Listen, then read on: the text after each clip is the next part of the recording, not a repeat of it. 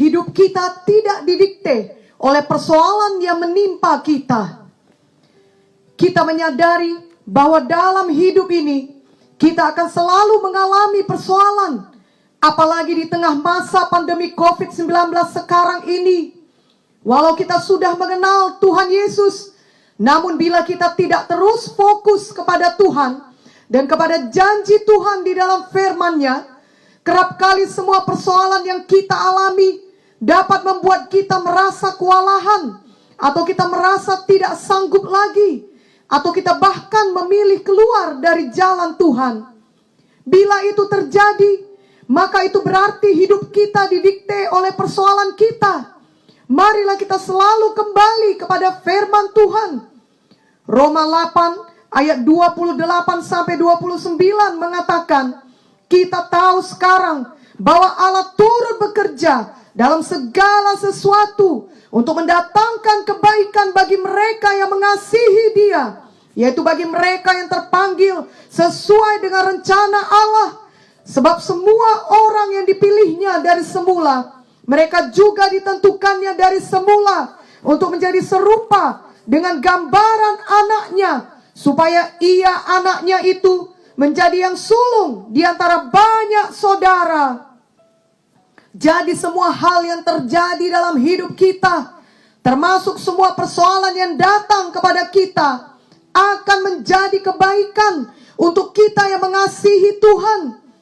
Kebaikan yang terutama adalah kita dibentuk menjadi lebih seperti Tuhan Yesus. Itu sebabnya kita tidak perlu didikte oleh persoalan yang menimpa kita, yang berarti kita tidak perlu terus tinggal dalam keputusasaan, kebingungan, atau kesedihan. Kita tidak perlu kompromi dengan dosa atau dikalahkan oleh persoalan kita, namun kita dapat menghadapinya bersama dengan Tuhan Yesus dan akhirnya keluar sebagai seorang pemenang di dalam Tuhan.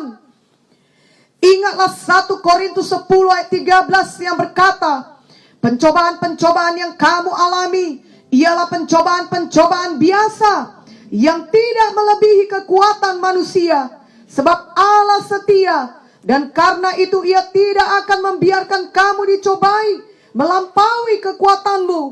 Pada waktu kamu dicobai, Ia akan memberikan kepadamu jalan keluar sehingga kamu dapat menanggungnya. Hidup kita juga tidak didikte oleh orang-orang jahat di sekitar kita, oleh aniaya maupun fitnah yang datang pada kita. Kita tidak perlu terus merasa takut, merasa lumpuh, tidak berdaya, ataupun menyimpan kepahitan dan dendam ketika kita mengalami semua hal itu. Tuhan Yesus tidak pernah meninggalkan kita. Ia adalah penolong kita, dan itu cukup bagi kita. Ibrani 13 ayat 5b sampai 6 berkata, karena Allah telah berfirman, aku sekali-kali tidak akan membiarkan engkau, dan aku sekali-kali tidak akan meninggalkan engkau.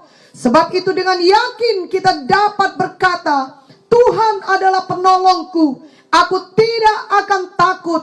Apakah yang dapat dilakukan manusia terhadap aku?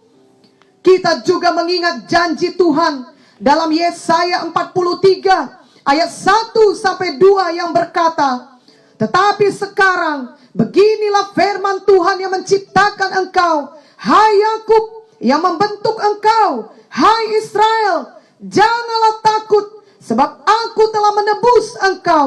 Aku telah memanggil engkau dengan namamu. Engkau ini kepunyaanku. Apabila engkau menyeberang melalui air, aku akan menyertai engkau. Atau melalui sungai-sungai, engkau tidak akan dihanyutkan. Apabila engkau berjalan melalui api, engkau tidak akan dihanguskan, dan nyala api tidak akan membakar engkau. Marilah sejak hari ini kita membuat keputusan di dalam hati kita. Walau kita masih menghadapi aniaya atau persoalan yang berat, kita tidak mau kehilangan damai Tuhan. Yohanes 16 ayat 33 berkata, semuanya itu kukatakan kepadamu, supaya kamu beroleh damai sejahtera dalam aku. Dalam dunia kamu menderita penganiayaan, tetapi kuatkanlah hatimu, Aku telah mengalahkan dunia. Di dalam Alkitab ada kisah mengenai Ayub. Ayub adalah orang yang saleh dan takut akan Tuhan. Dalam Ayub 1 ayat 1 dituliskan, ada seorang laki-laki di tanah Uz bernama Ayub. Orang itu saleh dan jujur. Ia takut akan Allah dan menjauhi kejahatan. Ayub juga memiliki banyak harta benda dan keluarga yang baik. Dalam Ayub 1 ayat 2 sampai 5 dituliskan, ia mendapat 7 anak laki-laki dan 3 anak perempuan. Ia memiliki 7.000 ekor kambing domba, 3.000 ekor unta, 500 pasang lembu, 500 keledai betina, dan budak-budak dalam jumlah yang sangat besar. Sehingga orang itu adalah yang terkaya dari semua orang di sebelah timur. Anak-anaknya yang lelaki biasa mengadakan pesta di rumah mereka masing-masing menurut giliran. Dan ketiga saudara perempuan mereka diundang untuk makan dan minum bersama-sama mereka. Setiap kali apabila hari-hari pesta telah berlalu, Ayub memanggil mereka dan menguduskan mereka. Keesokan harinya, pagi-pagi, bangunlah Ayub, lalu mempersembahkan korban bakaran sebanyak jumlah mereka sekalian. Sebab pikirnya, mungkin anak-anakku sudah berbuat dosa dan telah mengutuki Allah di dalam hati. Demikianlah dilakukan Ayub senantiasa. Namun apakah yang sebenarnya terjadi sehingga Ayub kemudian mengalami penderitaan sebegitu hebat? Itu bukan karena dosanya, namun karena pekerjaan setan. Dari dulu sampai sekarang, setan suka menghancurkan orang-orang yang hidup saleh dan takut akan Tuhan. Karena orang-orang yang demikian memiliki pengaruh besar dalam kerajaan sorga. Setan selalu mentargetkan kehidupan orang-orang yang berada dalam kepemimpinan rohani, yang membawa pengaruh yang baik bagi banyak orang. Setan mau menghancurkan orang-orang yang demikian, agar kesaksiannya mengenai Tuhan juga ikut hancur, sehingga banyak orang akan meninggalkan Tuhan. Itulah pekerjaan setan. Dan memang ia masih diberikan waktu dan akses untuk melakukan pekerjaannya. Kelak setan akan selama-lamanya dihukum di neraka, dan dia tidak dapat lagi mengganggu kita. Namun saat itu belum tiba. Selama kita masih hidup di dunia sekarang ini, biarlah kita mengenal strategi setan, sehingga kita tidak lagi merasa bingung, bertanya-tanya, atau bahkan tanpa sadar ikut serta di dalam rencananya yang jahat. Seperti dalam kehidupan Ayub, setan adalah dalang semua hal buruk yang terjadi kepada Ayub. Mari kita membaca Ayub 1 ayat 8 sampai 12. Lalu bertanyalah Tuhan kepada iblis, apakah engkau memperhatikan hambaku Ayub? Sebab tiada seorang pun di bumi seperti dia, yang demikian saleh dan jujur, yang takut akan Allah dan menjauhi kejahatan. Lalu jawab iblis kepada Tuhan, apakah dengan tidak mendapat apa-apa Ayub takut akan Allah? Bukankah engkau yang membuat pagar sekeliling dia dan rumahnya, serta segala yang dimilikinya? Apa yang dikerjakannya telah kau berkati, dan apa yang dimilikinya makin bertambah di negeri itu. Tetapi ulurkanlah tanganmu dan jamahlah segala yang dipunyainya. Ia pasti mengutuki engkau di hadapanmu. Maka firman Tuhan kepada iblis, nah, segala yang dipunyainya ada dalam kuasamu. Hanya janganlah engkau mengulurkan tanganmu terhadap dirinya.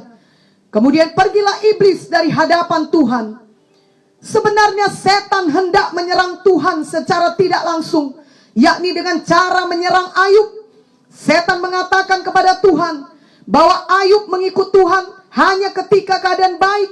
Namun ketika keadaan menjadi buruk, pastilah Ayub meninggalkan Tuhan. Tetapi Tuhan percaya kepada Ayub. Tuhan percaya Ayub tetap setia kepadanya dalam segala situasi. Kiranya Tuhan juga dapat percaya kepada kita. Ingatlah sama seperti kepada Ayub.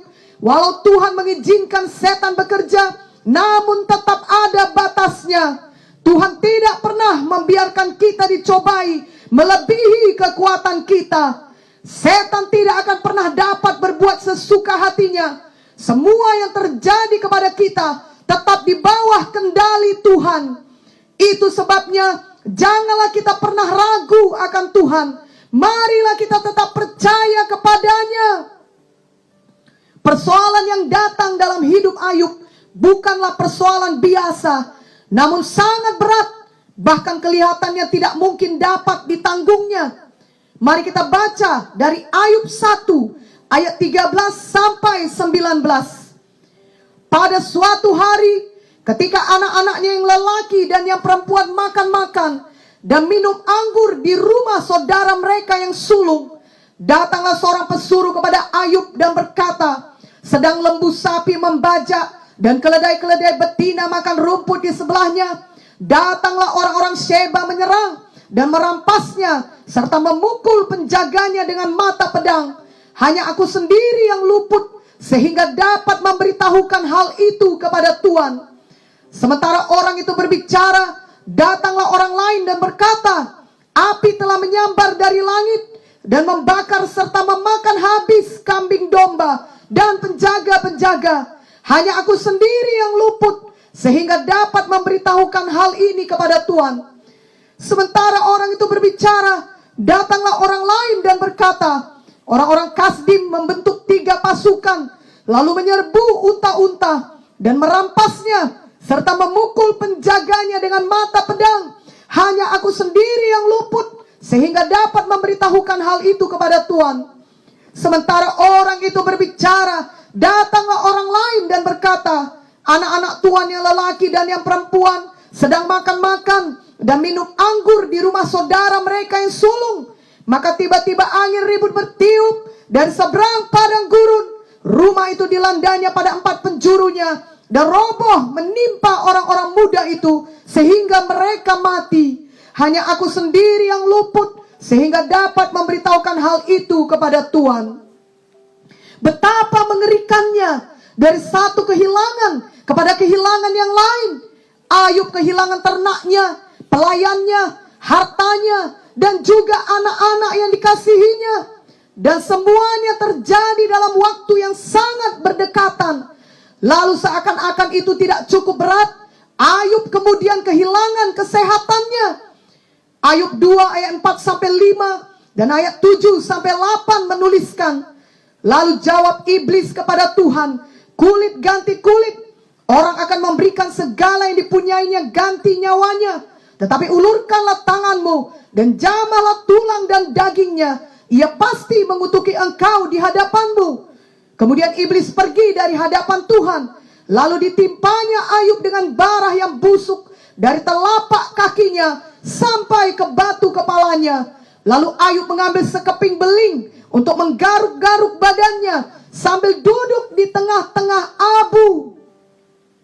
Seberapa berat pun persoalan yang saat ini sedang kita hadapi, tentunya belumlah seberat persoalan yang dihadapi Ayub. Ayub kehilangan segalanya yang ia miliki. Ia sangat menderita. Ia kehilangan status yang dimilikinya di tengah masyarakat. Ia kehilangan semua hartanya. Ia kehilangan anak-anaknya. Ia kehilangan kesehatannya. Dan di atas segalanya, ia tidak mengerti mengapa itu semua terjadi kepadanya. Karena selama ini ia berbuat saleh, jujur, dan ia hidup takut akan Tuhan. Namun Ayub tetap tidak meninggalkan Tuhan. Ia tidak membiarkan persoalan tersebut mendiktenya. Ia memang tidak kehilangan istrinya, namun justru istrinya lah yang menyuruh ia mengutuk Tuhan. Tetapi Ayub tidak mau. Walau tentunya Ayub sangat terkejut dan merasa sangat sakit dengan semua persoalan dan penderitaan yang menimpa dia, tetapi Ayub tetap percaya kepada Tuhan. Kita membaca reaksi Ayub dalam Ayub 1 ayat 20-22. Maka berdirilah Ayub, lalu mengoyak jubahnya dan mencukur kepalanya. Kemudian sujudlah ia dan menyembah, katanya, dengan telanjang aku keluar dari kandungan ibuku, dengan telanjang juga aku akan kembali ke dalamnya. Tuhan yang memberi, Tuhan yang mengambil, terpujilah nama Tuhan. Dalam kesemuanya itu, Ayub tidak berbuat dosa dan tidak menuduh Allah berbuat yang kurang patut. Ayub berlaku jujur di hadapan Tuhan. Ia mengoyak jubahnya dan mencukur kepalanya. Itu pertanda bahwa ia berkabung. Ia tidak berpura-pura bahwa semuanya itu tidak apa-apa. Ia sangat bersedih hati dan ia membawa kesedihannya kepada Tuhan. Kita juga tentu merasa sedih ketika kita ditimpa persoalan yang berat.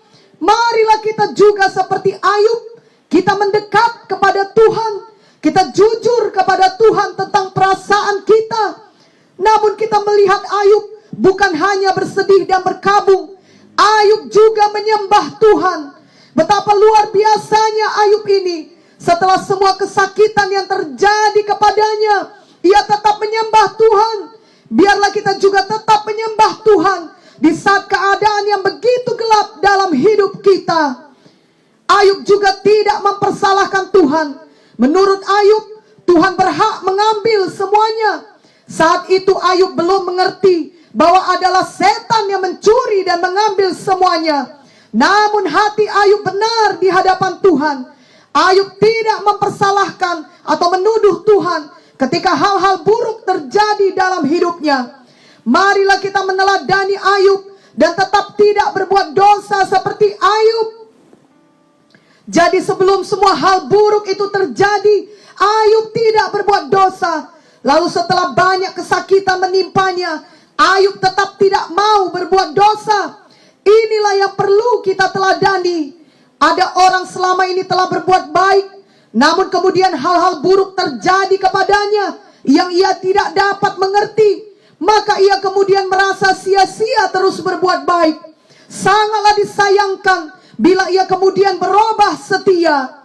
Itu sebabnya Amsal 20 ayat 6 berkata, banyak orang menyebut diri baik hati, tetapi orang yang setia, siapakah menemukannya? Biarlah kita tetap setia dalam hal hidup takut akan Tuhan. Selama hidupnya Ayub selalu takut akan Tuhan. Ia selalu menolong orang yang sengsara, anak piatu dan janda. Ayub juga selalu berbuat benar dan adil. Ia menolong orang buta, orang lumpuh dan orang miskin. Ia tidak mau bersetuju dengan orang curang. Mari kita membaca Ayub 29 ayat 7 sampai 17. Apabila aku keluar ke pintu gerbang kota dan menyediakan tempat dudukku di tengah-tengah lapangan, maka ketika aku kelihatan, mundurlah orang-orang muda dan bangkitlah orang-orang yang sudah lanjut umurnya, lalu tinggal berdiri. Para pembesar berhenti bicara dan menutup mulut mereka dengan tangan. Apabila telinga mendengar tentang aku, maka aku disebut berbahagia. Dan apabila mata melihat, maka aku dipuji. Karena aku menyelamatkan orang sengsara yang berteriak minta tolong. Juga anak piatu yang tidak ada penolongnya. Aku mendapat ucapan berkat dari orang yang nyaris binasa. Dan hati seorang janda kubuat bersukaria. Aku berpakaian kebenaran dan keadilan menutupi aku seperti jubah dan serban. Aku menjadi mata bagi orang buta dan kaki bagi orang lumpuh. Aku menjadi bapa bagi orang miskin, dan perkara orang yang tidak kukenal kuselidiki. Geraham orang curang kuremuk dan merebut mangsanya dari giginya. Mari kita membaca lagi Ayub 29 ayat 21 sampai 25. Kepadakulah orang mendengar sambil menanti. Dengan diam mereka mendengarkan nasihatku. Sehabis bicaraku, tiada seorang pun angkat bicara lagi. Dan perkataanku menetes ke atas mereka. Orang menantikan aku seperti menantikan hujan. Dan menadahkan mulutnya seperti menadah hujan pada akhir musim. Aku tersenyum kepada mereka ketika mereka putus asa. Dan seri mukaku tidak dapat disuramkan mereka. Aku menentukan jalan mereka dan duduk sebagai pemimpin. Aku bersemayam seperti raja di tengah-tengah rakyat. Seperti seorang yang menghibur mereka yang berkabung. Jadi dari ayat-ayat firman Tuhan di atas, kita mengerti bahwa Ayub adalah orang baik, orang mulia, orang terhormat. Orang-orang selalu mendengarkan perkataannya. Tetapi teman-teman Ayub sepertinya tidak mengingat semua kebaikannya. Mereka tetap mencela Ayub dan meyakini Ayub telah berbuat salah sehingga ia layak untuk dihukum Tuhan. Dalam ayat yang lain dituliskan bahwa Ayub adalah seorang yang hidup kudus. Ayub 31 ayat 1 dan 9 menuliskan, aku telah menetapkan syarat bagi mataku, masakan aku memperhatikan anak darah. Jikalau hatiku tertarik kepada perempuan dan aku menghadang di pintu sesamaku.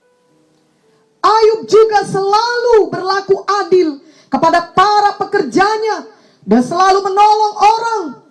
Ayub 31 ayat 13 ayat 16 sampai 19 berkata, jikalau aku mengabaikan hak budakku laki-laki atau perempuan ketika mereka berperkara dengan aku, jikalau aku pernah menolak keinginan orang-orang kecil, menyebabkan mata seorang janda menjadi pudar, atau memakan makananku seorang diri, sedang anak yatim tidak turut memakannya, malah sejak mudanya aku membesarkan dia seperti seorang ayah, dan sejak kandungan ibunya aku membimbing dia. Jikalau aku melihat orang mati karena tidak ada pakaian, atau orang miskin yang tidak mempunyai selimut. Ayub juga seorang yang tidak mengandalkan kekayaannya. Ayub 31 ayat 24 sampai 25 berkata, jikalau aku menaruh kepercayaan kepada emas dan berkata kepada kencana, engkaulah kepercayaanku. Jikalau aku bersuka cita karena kekayaanku besar dan karena tanganku memperoleh harta benda yang berlimpah-limpah. Jadi sebenarnya tidak ada yang dapat dituduh dari hidup Ayub. Pada kenyataannya, Ayub memang hidup saleh dan takut akan Tuhan. Walau Ayub tidak sempurna, namun hati Ayub selalu tulus terhadap Tuhan dan sesamanya. Namun ketika dia mengalami semua hal yang buruk, orang-orang tidak mengingat kebaikannya. Mereka hanya melihat betapa sengsara hidupnya sekarang. Bahkan teman-temannya sendiri dengan terus-menerus mengatakan kepadanya bahwa semua persoalan dan hal buruk yang terjadi kepadanya adalah akibat dosa-dosanya kepada Tuhan. Ia harus mengakui semua kejahatan yang dilakukannya, yang mendatangkan semua kemalangannya. Sekarang ini pun banyak orang yang berlaku seperti teman-teman Ayub ini.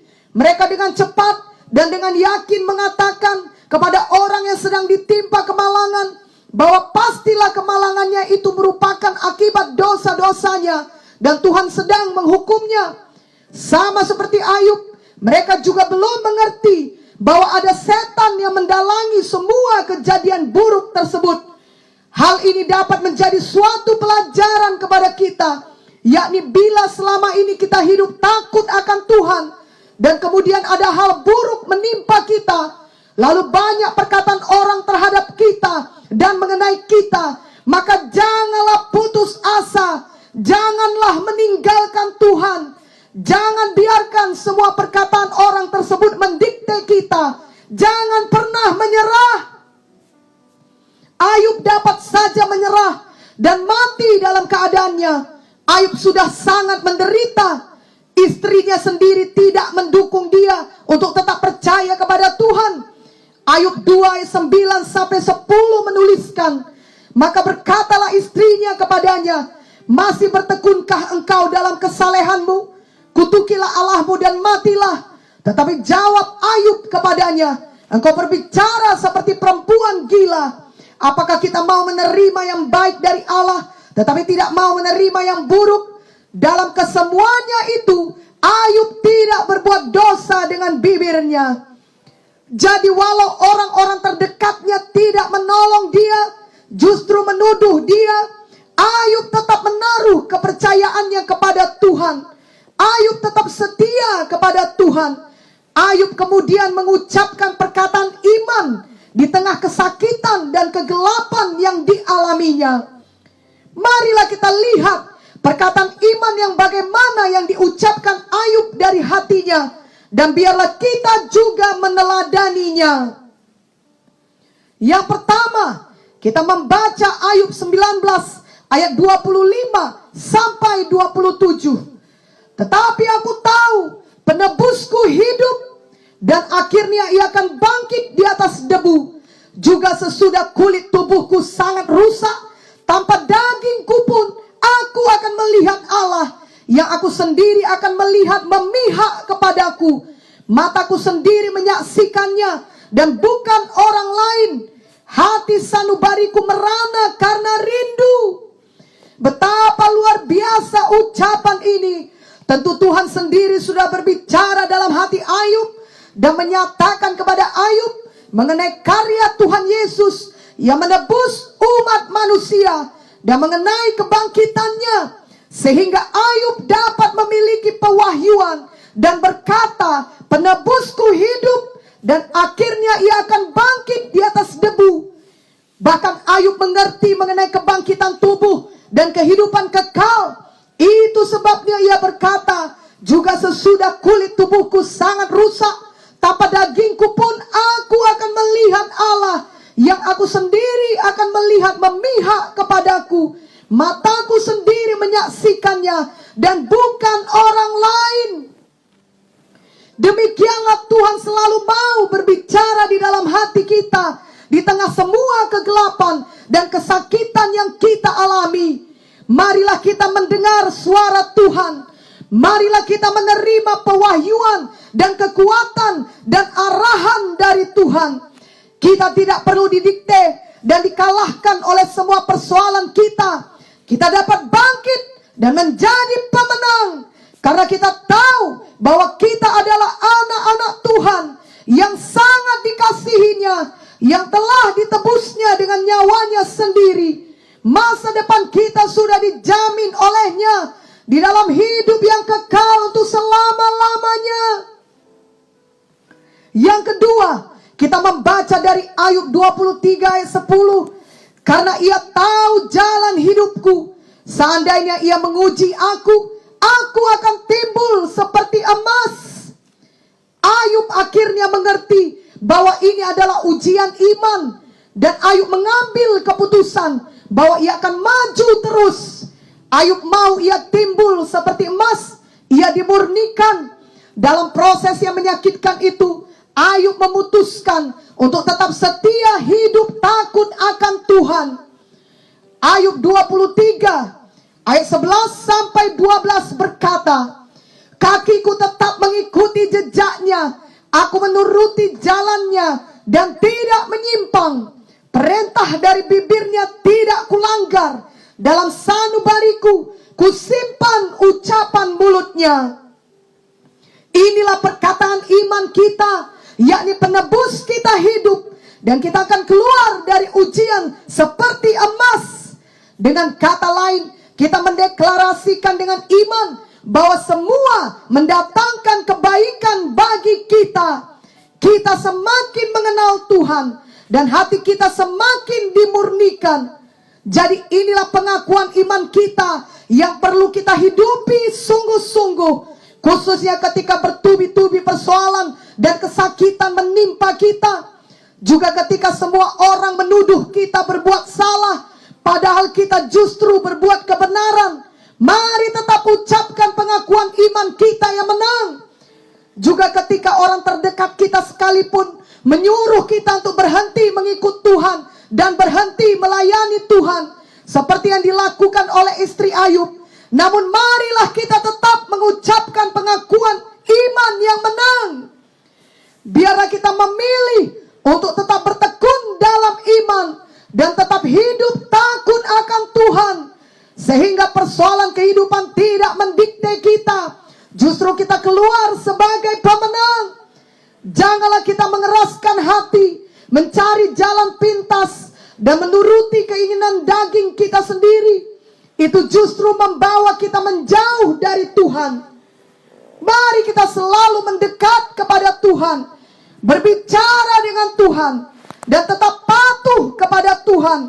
Maka kita akan mengalami pemulihan dari Tuhan. Sama seperti Tuhan memulihkan Ayub, Tuhan juga memulihkan hidup kita semua.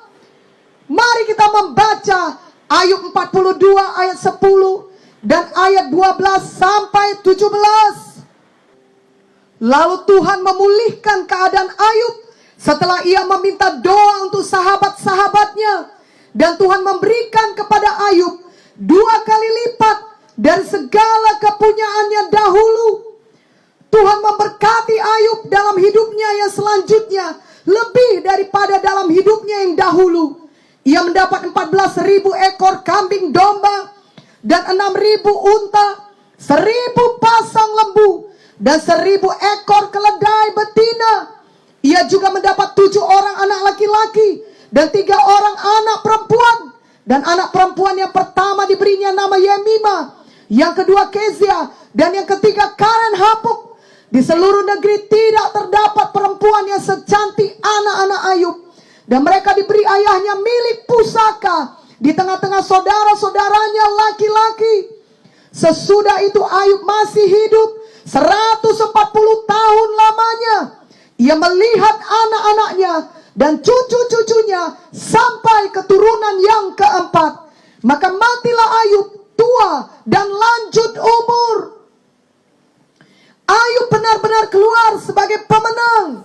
Bahkan Tuhan memberkatinya 2 kali lipat dari keadaannya dahulu. Marilah kita juga keluar sebagai pemenang. Jangan biarkan persoalan kehidupan mendikte kita. Marilah kita tetap bertekun dalam iman. Yakobus 5 ayat 10 sampai 11 berkata, saudara-saudara, turutilah teladan penderitaan dan kesabaran para nabi yang telah berbicara demi nama Tuhan. Sesungguhnya kami menyebut mereka berbahagia, yaitu mereka yang telah bertekun. Kamu telah mendengar tentang ketekunan Ayub, dan kamu telah tahu apa yang pada akhirnya disediakan Tuhan baginya. Karena Tuhan Maha Penyayang dan penuh belas kasihan. Sekali lagi, marilah kita tetap bertekun. Ingatlah bahwa Tuhan kita Maha Penyayang kepada kita anak-anaknya. Tuhan pasti memimpin dan memelihara kita semua.